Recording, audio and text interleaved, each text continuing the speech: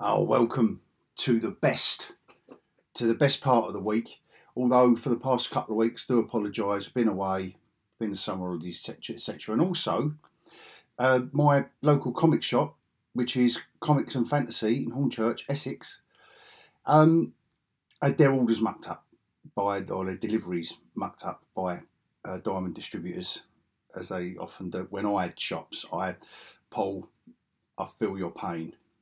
You can imagine having that times 6 some weeks. Not every week. I won't say diamond anyway. This is about positivity. This is about great comics that I've picked out for every... The first one, let's get right into it. The first one, Conan. I know this was last week, but bear in mind that I am 3 weeks behind, guys. So, or this is the third week, so I've missed 2 weeks, but I know this was last week. It's as if it couldn't get any better than issue 1. Carries on in the same vein. Well Tree. Again, this is cracking on. If this doesn't get turned into a film or a Netflix show or something along those lines, I don't know what. It's such a modern, powerful, topical story. Really enjoying it. And I know I've done issue 1 of this, Sacrifices. Great fantasy story. From Image, Max Fujimura and Dave McCaig writing. It really is. There's just something. It's like with One Piece at the moment, where that quirky, otherworldly, properly fantastical elements make sense. And this is basically the hero of the story is a pigeon. We'll have a look. If you haven't seen my review of issue 1, stay tuned for that one. Dark Droids, Star Wars again. It's the crossover across all the titles. I'm just enjoying the setup of it. I just really am enjoying it. Can't help feeling that they might be overstretching themselves, a bit like DC with Night Terrors. There was no need to do so many issues. Do a little crossover, give us a nice little... It's a nice idea, and etc. But nevertheless, I still enjoyed that. I know I'm only talking about issue 2, but it's crossing over all the other titles. So yeah, they're in danger of maybe running out of a little bit of steam now. And this one, now thanks go to Mike at who I've been chatting to at the comic shop, Comics and Fantasy in Hornchurch. Thanks, Mike, for this recommendation. I don't know if you watch the channel. Now you've got to, because I'm going to tell Paul that I've given you a shout out. He recommended this. I just asked him what he was picking up this week. We had a little chat about it, etc., etc. As you do in the comic shop. I mean, sometimes we're in there an hour and a half. But it's a good hour and a half just talking shit, just talking comics with everyone. But thanks for this recommendation, Mike. We're going to have a little great story. I completely missed it. It was 6 issues. This title, The Boogeyman. Ablaze is the publisher, and do you know what? I hadn't heard of them, so my bad. Anyway, we're going to have a nice look at those 5 after the scroll. And just before we do, few also rans. Doctor Strange, Jed McKay seems to gel with the character of Doctor Strange, and he's getting on with it. The thing I disliked about his Spider-Man stuff was just nothing was happening. With Doctor Strange and with that art team, things do move along, and he seems to get the character. He's given a nice new twist on it. Or not new twist, but there's something old-fashioned. He gets it. That's what I'm trying to look for. He gets it. Someone else who gets it is obviously Jeff Johns. Of course he does. And this is a title he gets very, very well. And like I've said before, I'm picking up a few more DC books, and I have forever. I'm picking up more DC books now than I ever have in my life. That's just a great read. And I know I keep saying it, but Jeff Johns and Mark Waid, they don't half make it look easy. Telling superhero yarns. This is the last. This is the last issue. I'm just going to give this a little shout out. For 12 issues, it's a little Elseworlds. I've just really enjoyed it, right? Because it's an Elseworlds story, limited series. This is the last 12 issues, so it make a nice graphic novel. What if all the DC superheroes was in the medieval ages? And just take a look at how they've done the characters, and you can just tell. I've just enjoyed it. It isn't going to change the world of comic books, or it isn't going to go down in my all-time best ever, but that's been a decent. If you can pick that, if they do a sensible price on that, it would just be picking it up. But just view it as it obviously is an Elseworlds. And this, guys, before I do the deep dive, I've just got to point this one out. Now, I think I did a mention of this last issue, and it is the Dark Droids.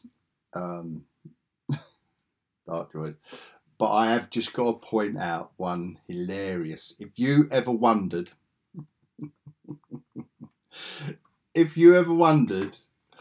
how and when Lando Calrissian met Lobot, or Lobot, however you pronounce him, then I'm not going to do a deep dive on this, guys, but look at this. They met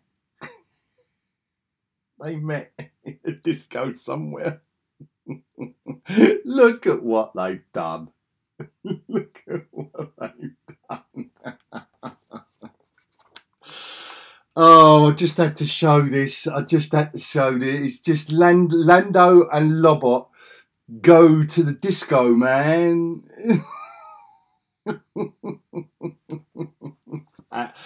Absolutely hilarious.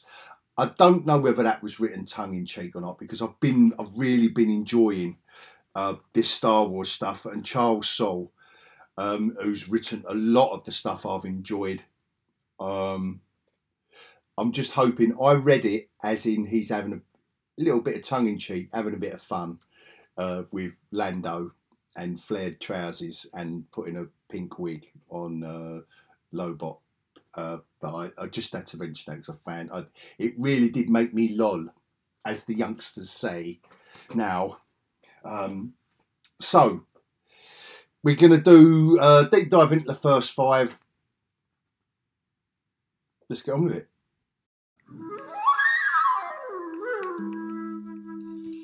Right, so we are going to start with the absolutely fantastic Conan the Barbarian. I know I did issue 1 and I don't care. I'm going to do issue 2. And I think this is being universally praised. Not only for grim Jim Zub's writing and ravaging Rob de la Torre's art and devious Dean White's colours, all combining to make, and you know what, writer Richard Starking, who's been around for absolute donkey's years. I know I said it before, and I'll say it, pure John Buscema. Just harking back to the best of the comic book adaptions of Robert E. Howard's Conan, and that's why but it still needs to be good. And this is a cracking story, just a simple story, because it does not have to be convoluted with Conan. It really doesn't.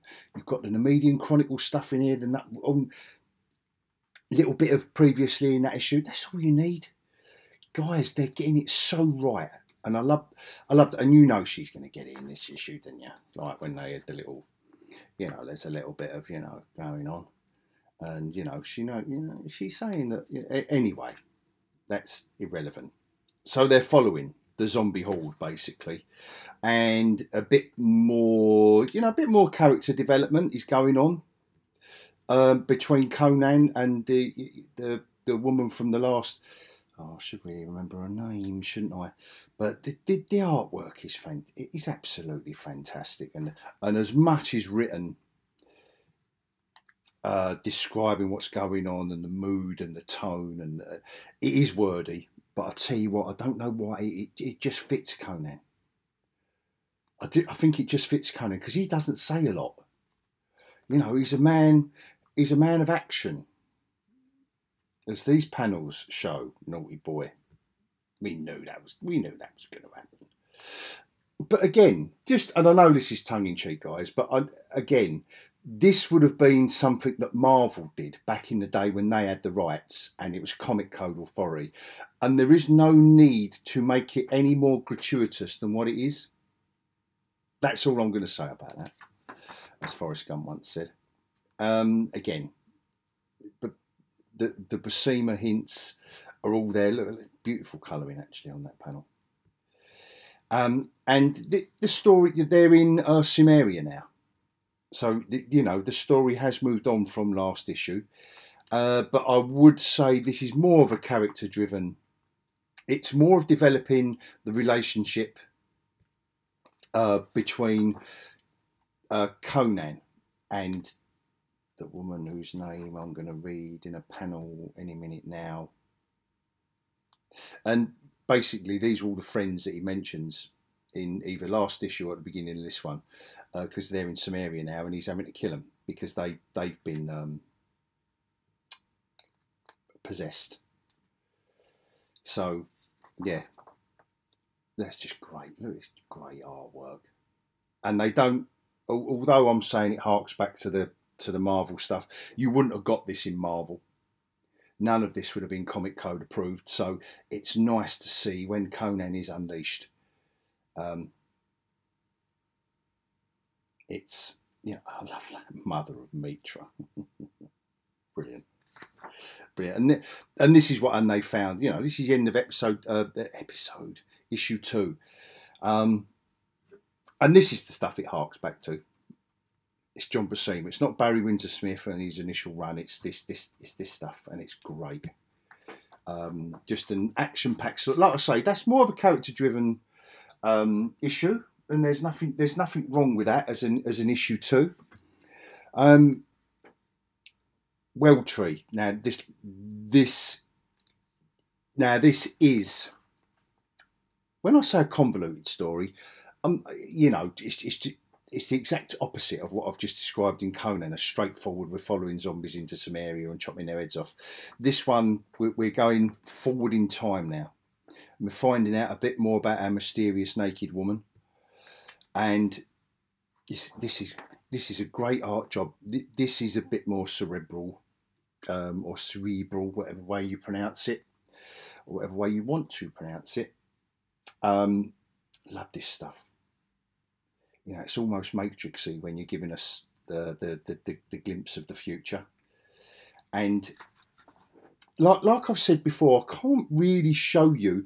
I'm loving the 12 panel page grid that they're using in this, because it really does keep it cracking along. It's almost like it's that modern, you know, everything is based on the 12 panel grid, you know, so you've got 12 panels there, but it's still here.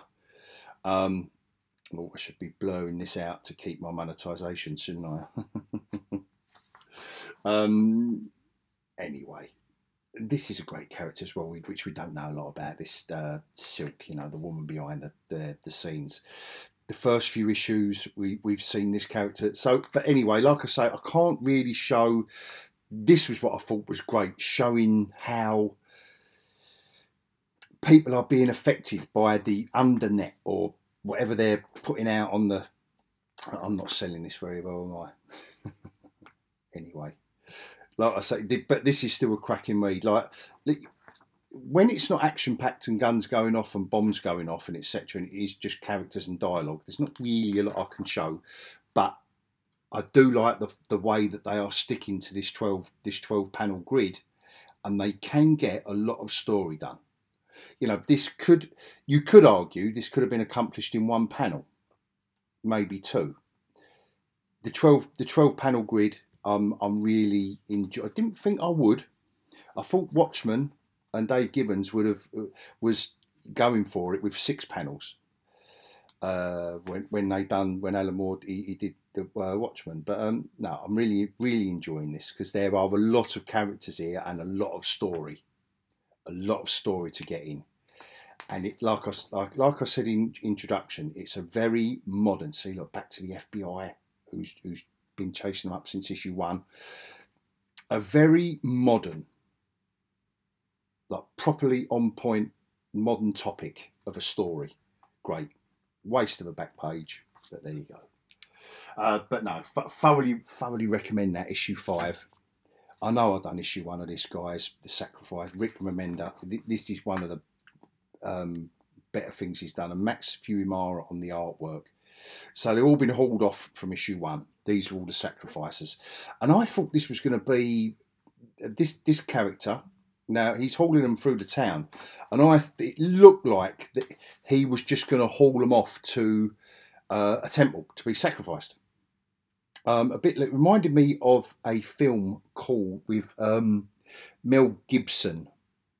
Oh, when he was a Mayan. And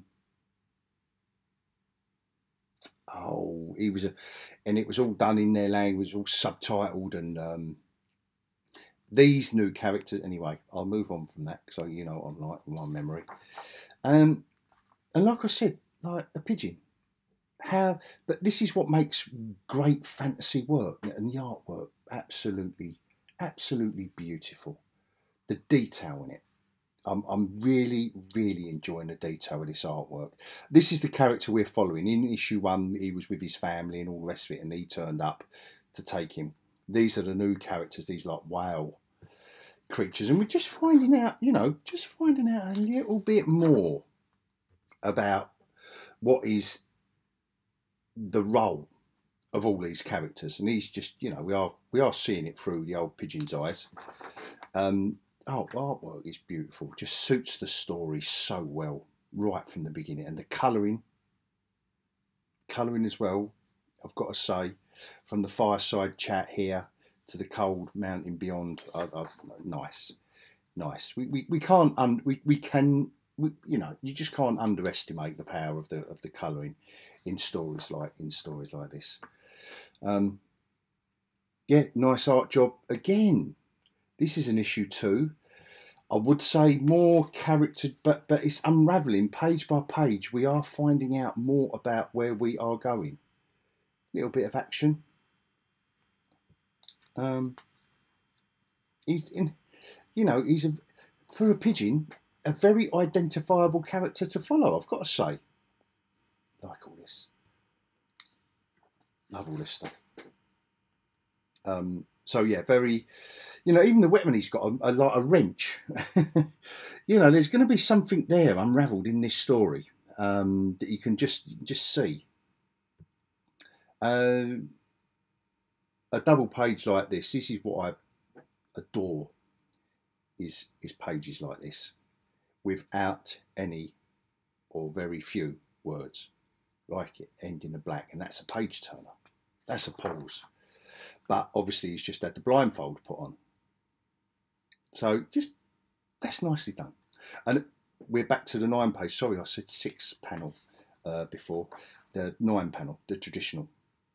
And nice cliffhanger for issue 3. So yeah, thoroughly recommend that for story and artwork.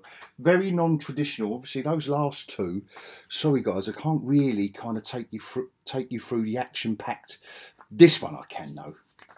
This one I can, because this is a story about robots being infested by a dark and malevolent force within Star Wars. And in this issue, what they're trying to do, look, they've got this stormtrooper held captive, and what they want to do is infect the meat now. So they've infected the machines.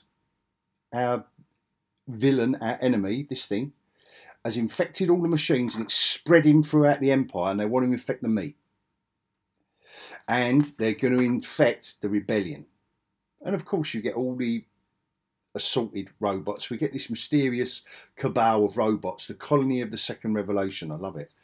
It reminded me, and you've got to bear with me now, guys, because I'm going to hark back to some very early issues of a comic called 2000 AD and a Judge Dredd story and a robot called Call Me Kenneth, and he was leading a robot rebellion. This felt like that led to the Robot Wars in that story. Very early storyline. I think it was the first continuous storyline for Judge Dredd back in 1977, 78. So forgive me for that little interlude. I just love this stuff. You know, the fact that C3PO, is he? Yes, he's infected.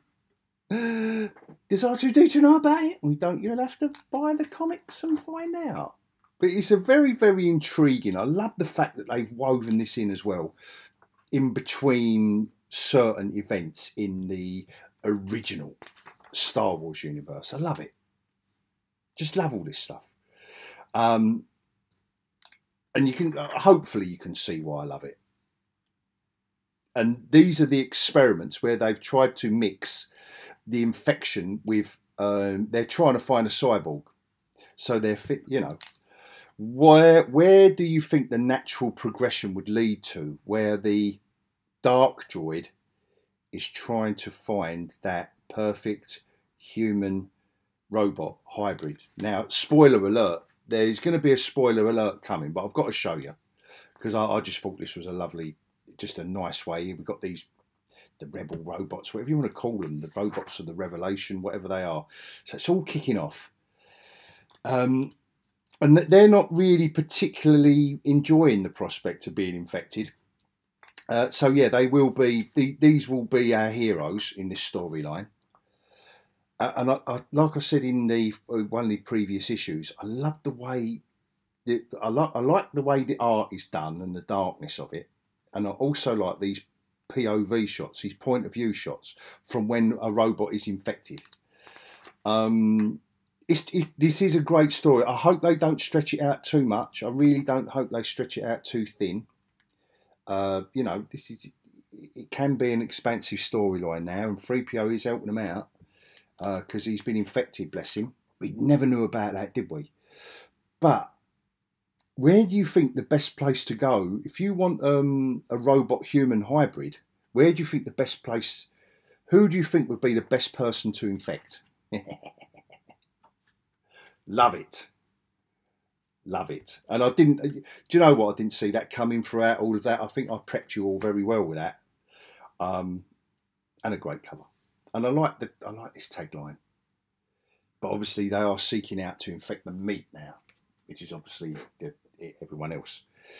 Right, and finally, obviously I won't go through every bit of this, and you'll have to apologise. You'll have to forgive me for.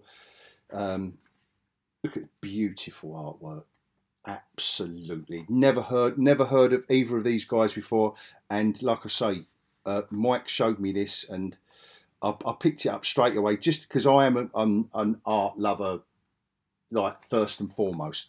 That's the thing that will attract me to a comic book. And this is the story of a boy. It's called The Boogeyman, so you can imagine where it's going. And this boy, he witnesses, I won't give too many spoilers away. Look at this, fantastic art.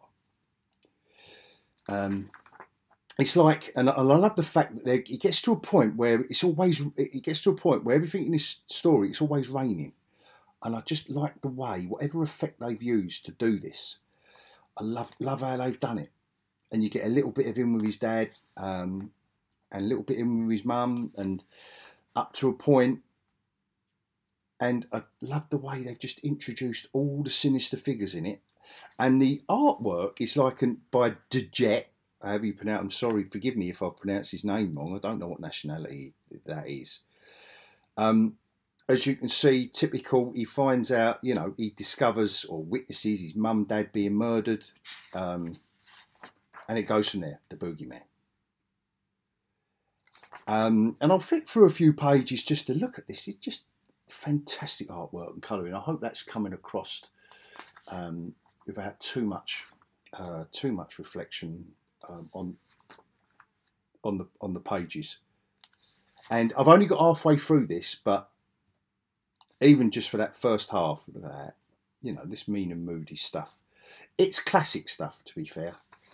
But like I say, the rain, it's relentless in this story. Whenever they're outside, and I just love the way they've done it. And I've said so many times, you know, I'd love to know how they, whether this, you know, what kind of that anyway. That's just my curiosity. This is a great comic. I thoroughly recommend it. I'm disgusted that I missed the original issues of this. It was a 6-issue mini-series, whatever you want to call it, and I'll flick to, just to show you more of this Dijet's artwork. Look, the character designs, and I just think this is absolutely beautiful. Look at that. Great stuff. Great stuff. All the early designs and sketches and stuff. Love it. Proper up my street. And I do recommend this. Like I say, I'm only halfway through this because I only picked it up a day or so ago, and I had all the other comics to read, etc. So I will be honest. You know, covers and yeah, love it. So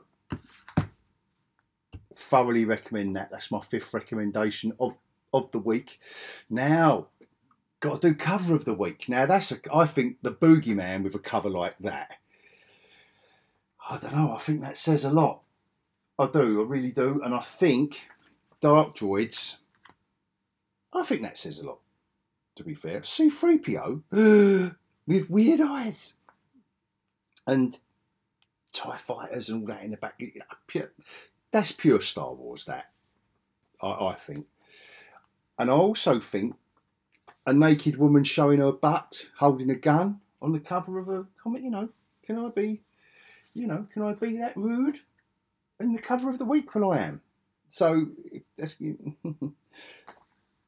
obviously, look at that, the fire and the embers. I love the way this is. I'm not sure about the anatomy going on, but I think that's a bit of a Liefeld school of anatomy. But I think that's quite a striking cover. A busty woman, a busty redhead sitting on top of high explosives with her legs spread apart. Yeah, I think that's going to sell. I think that's going to sell a comic to a certain audience. Forgive me for being a red-blooded heterosexual. Now, to more traditional fare. Batman, Harley Quinn, Poison Ivy, obviously Wonder Woman. This is obviously Supergirl, and I think you're going to guess that's, you know, Green Arrow, Superman. I mean, that's got everyone on it. Dark Knights of Steel. It gives you the feeling it's Elseworlds.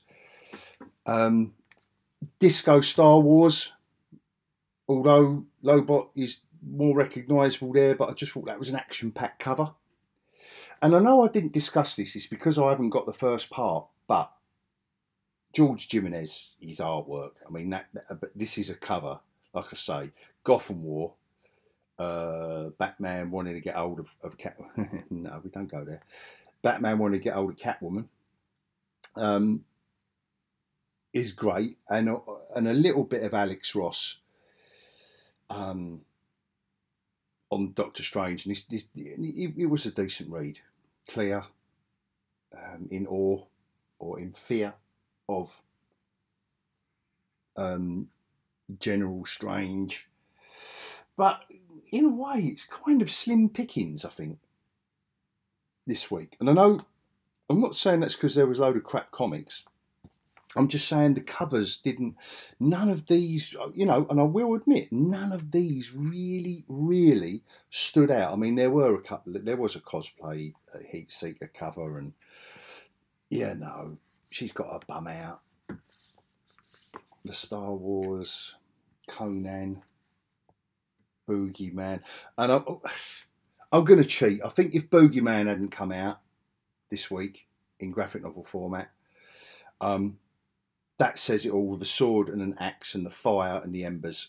I think that's going to be... I'm going to do a draw, because I think that is a beautiful cover that evokes so much. And you've only got to make the eyes red, haven't you? In the same red as the title, with the little kid there, a little fearful look on his face. That's definitely just a very... They both are. They both are. And that's why I think I'm going to call it a draw with these two this week. I'm going to cheat. And it's been a weird... Obviously, this has been a weird hog talk, because That's from last week. That's a graphic novel. God knows how long ago they come out. So next week, normal service will resume. As always, thanks to everyone who gives me a little comment and gives me a little nod and a wink to something I may have missed. And we will get right back into it next week. But until then, I will say adios.